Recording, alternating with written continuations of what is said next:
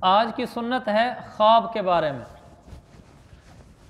कि जब आदमी को ख्वाब आए और वो ख्वाब अच्छा ना हो तो वो क्या करे, ख्वाब अच्छा हो तो वो क्या करे। अगर ख्वाब अच्छा हो तो दिन के वक्त किसी समझदार, यानी दीन की समझ रखने वाले, किसी हमारे यहाँ दीन की समझ रखने वाला आलिम होता है, किसी दीन की समझ रखने वाले आदमी को जाकर ख्वाब बताए, हर आदमी को न बताए। इसलिए कि हदीस में आता है कि जिस आदमी को भी ख्वाब बताया जाता है और सबसे पहले वो जो ताबीर बताता है अल्लाह उसी तरह कर देता है। बाज़ लोग बेतुकी मजाकें करते हैं, मजाक करते हुए सोचते भी नहीं कि क्या कह रहा हूँ, उसके सामने ख्वाब सुना तो कोई ना कोई मजाक छोड़ देते हैं, यानी हर वक्त उनका मिजाज मजाक का बना हुआ होता है। ये अच्छी चीज़ नहीं है। आदमी इतना संजीदा भी ना हो कि कभी किसी हंसे मुस्कराए भी नहीं और कोई हंसी की बात भी कभी ना करे, और ऐसा भी हंसी मजाक वाला नहीं होना चाहिए कि हर वक्त ही हंसी मजाक की बात करे। तो बाज़ लोग ऐसे होते हैं तो मजाक में ऐसी कोई बात कह देते हैं जिसका नुकसान हो जाता है।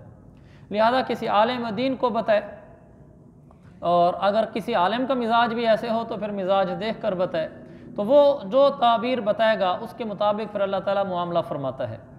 ये है अच्छा ख्वाब अगर आ जाए तो किसी आलिम दीन को बताए। और अगर बुरा ख्वाब, ये सुन्नत है, यानी अल्लाह के नबी सल्लल्लाहु अलैहि वसल्लम हमें जिस बात की तालीम दी है वो भी सुन्नत होती है।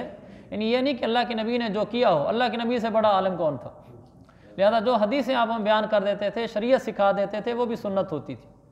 दूसरा, अगर ख्वाब बुरा आ जाए, और नबी को बुरा ख्वाब नहीं आता, नबी का ख्वाब वही होता है, वही, यानी नबी का ख्वाब ऐसे जैसे हज़रत जिब्रील अलैहिस्सलाम अल्लाह की तरफ से वही लेकर आए, तो वो अल्लाह की तरफ से वही उतर रही होती है।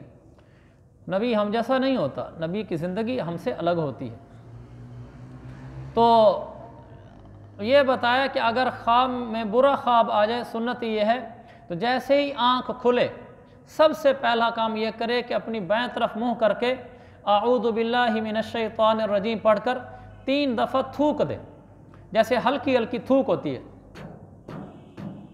3 दफ़ा थूक कर फिर दाएं हाथ पर करवट लेकर सो जाए। अगर पहले दाएं करवट पे सोया हुआ था, जब जा गई तो फिर भी बाएं तरफ मुँह करे और ये आऊज़ु बिल्लाहि मिनश्शैतानिर रजीम पढ़े और 3 दफ़ा थुतकारे, और उसके बाद फिर दाएं करवट पर सो जाए।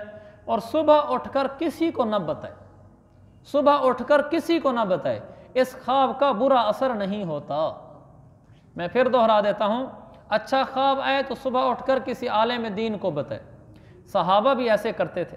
अल्लाह के नबी सल्लल्लाहु अलैहि वसल्लम फजर की नमाज के बाद बैठ जाते थे, सहाबा से पूछते थे किसने रात क्या ख्वाब देखा है। सहाबा ख्वाब बताते थे तो आप उनकी ताबीरें बताते थे। इससे ये सुन्नत हो गई कि अल्लाह के नबी अपने से कमतर वालों को बता रहे हैं, ये सुन्नत दे रहे हैं कि छोटा आदमी बड़े आलिम से पूछे।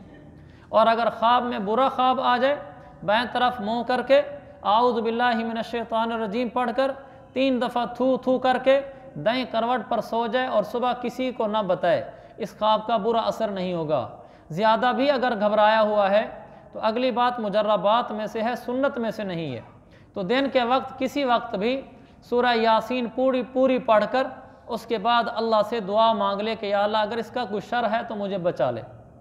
अगर बार बार ख्वाब आ रहा है, तबीयत में बेकरारी है, बेचैनी है, तो कोई हर्ज की बात भी नहीं, किसी आलिम दीन को बता दे। वरना अगर रूटीन में ख्वाब आया बुरा है तो उसको छोड़ दे। इसी ज़िमन में ये भी अर्ज़ करूँ कि बाज़ दफ़ा ख्वाब देखने में बुरा होता है लेकिन उसकी ताबीर अच्छी होती है। बाज़ दफ़ा ख्वाब देखने में बुरा होता है लेकिन उसकी ताबीर अच्छी होती है। इसलिए ये नहीं समझना चाहिए हमेशा कि इतना बुरा ख्वाब है कि मैं ज़ुबान से अल्फाज भी नहीं अदा कर सकता, किसी से पूछूंगा कैसे, लेकिन उसकी ताबीर बहुत अच्छी होती है। तो किसी आलिम दीन से पूछ ले। नूरानी कहदा